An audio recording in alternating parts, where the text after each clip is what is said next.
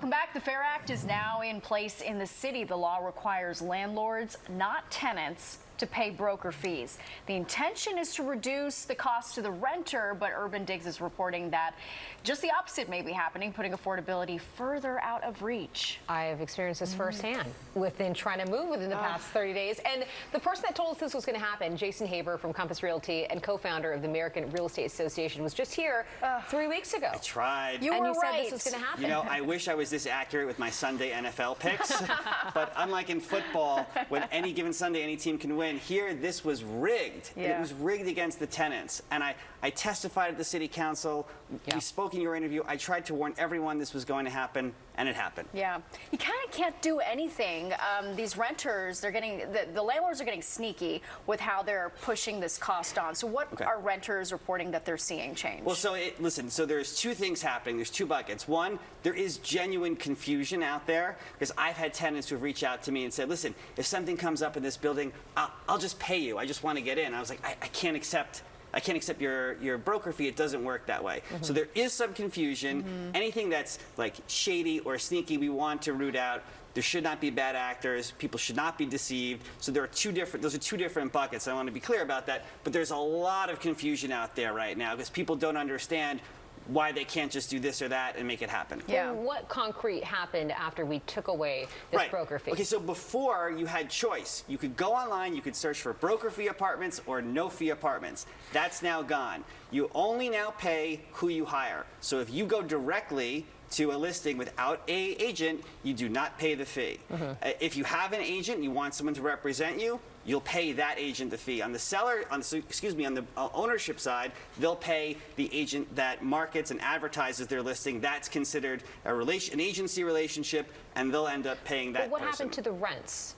Within the past, as soon as this broker fee changed, what happened to the rents? Because I saw them go up. Well, it's what happened to supply. Supply vanished. 2,000 listings gone off the market. You bring down supply, you bring up rents. So what happened here? The city council decided to muck around with this market, and instead of letting the free market work itself out like they've done in other markets, I'll give you a quick example. The rents are down 20% this year in in Austin, Texas. Do you know why? It's not because of the FAIR Act. It's not because of the government decree. It's because they built.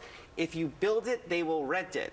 But we have this allergy here with the city council, and they decided to instead impose these mandates, which simply are not working, and we've already seen that in the first 2 weeks. Okay, so with the FAIR Act now in place, how are landlords exploiting the loophole? Well, so they're not listing all of their apartments. Okay. And so that's creating these shadow markets, which is exactly what we talked about 2 weeks ago, that this was going to be like 1999 apartment hunting. You have to know someone, you have to call someone, not every listing is going to be online. Listen, if you want to even just list an apartment on StreetEasy, by the way, it's between $7 and $22 a day. Not every landlord wants to pay that if they're listing it directly. Interesting. I didn't know that, yeah. So there's a lot at play here, and it's the tenants that are being squeezed, and it's making New York more unaffordable. Okay, here's the good thing that came out of this, though. You don't have to pay all that money up front. It was, for someone that's paying maybe $3,000 a month, you were putting up front almost $10K. So you don't have to do that. That might be the good part about this. Yes. Now, when you go to renew, though, your renewal is based on what? Your existing rent. So you're going to be paying a higher rent in perpetuity.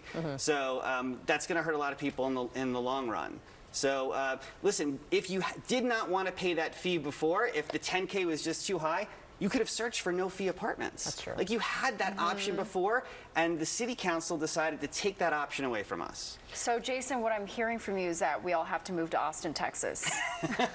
No, you want people to stay here, but we do want more of, and I'll give the mayor credit, the City of Yes was a really bold initiative that allowed us to build more housing going forward in the future. I think we need more City of Yes and less City of Socialism. And I really hope that the focus now is how we can build more housing, because if we increase supply, we can bring rents down. Well, freezing rents might not increase supply, which we can talk about that That's another a whole day. other conversation I'd love to have with you, too. Absolutely.